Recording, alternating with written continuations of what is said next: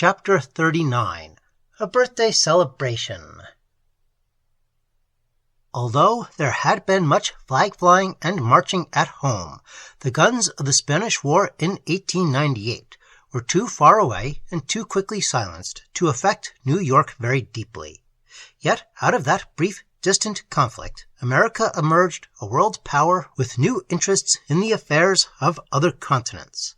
New York, with its cosmopolitan population and its great foreign trade, felt this influence more keenly than most other sections of the country.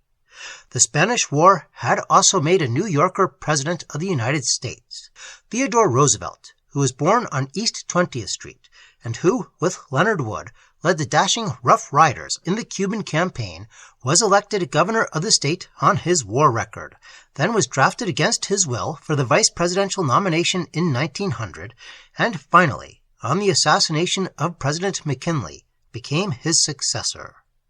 However, in the peace of the early 20th century, New York was busied with its own affairs.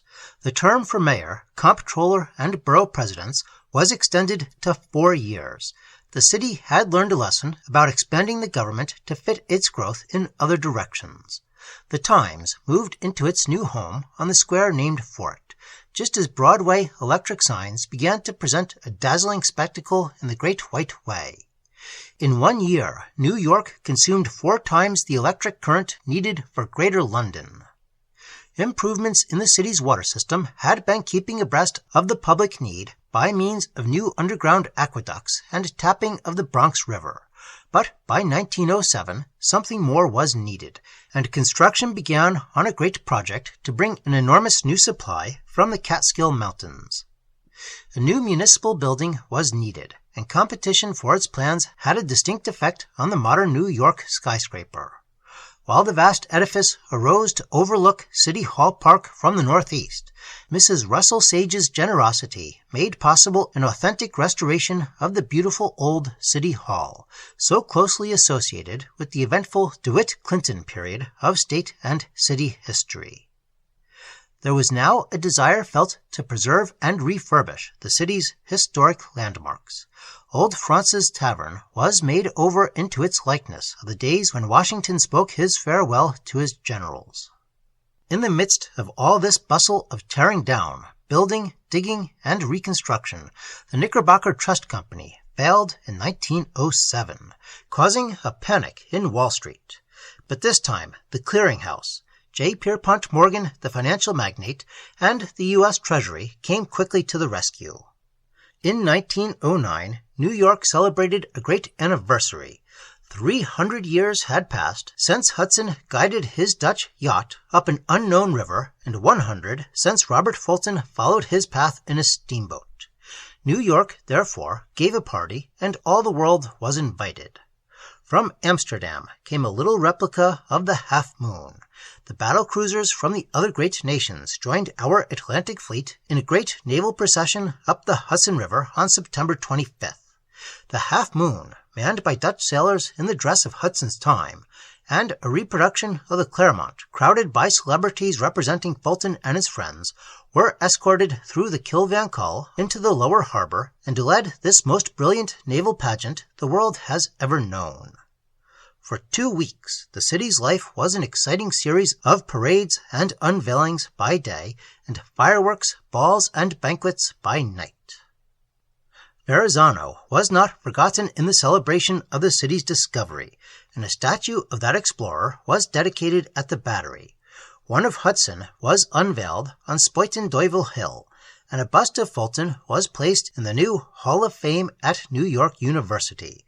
The Japanese citizens presented Riverside Drive with a grove of cherry trees, and, most momentous of all, Wilbur Wright flew up the Hudson in his airship from Governor's Island to Grant's Tomb and back, thus sounding a prophetic note of the future through all this reawakened fervor for the glorious past. Visitors who attended the celebration found other attractions as well, the new tubes to Brooklyn and Jersey, or the wonderful skyscrapers like the Singer Building and the Metropolitan Tower that had already been erected. As the last visiting cruiser departed, New York returned with greater zeal than ever to its program of tearing down and rebuilding.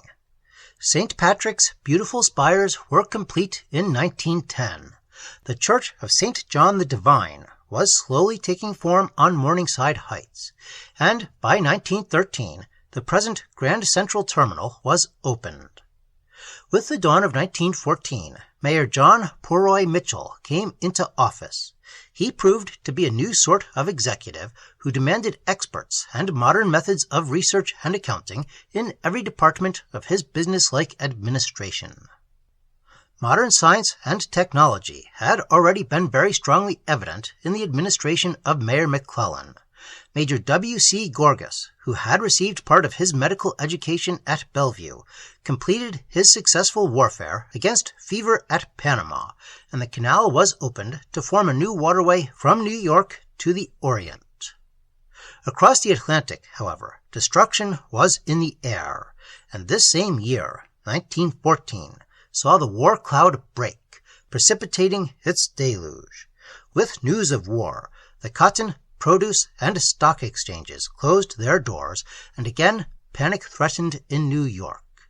It was only a threat, for the Federal Reserve Law was hurried through, the emergency was met, and the market stabilized. Out of the deluge, New York was destined to emerge as the cash drawer of the world.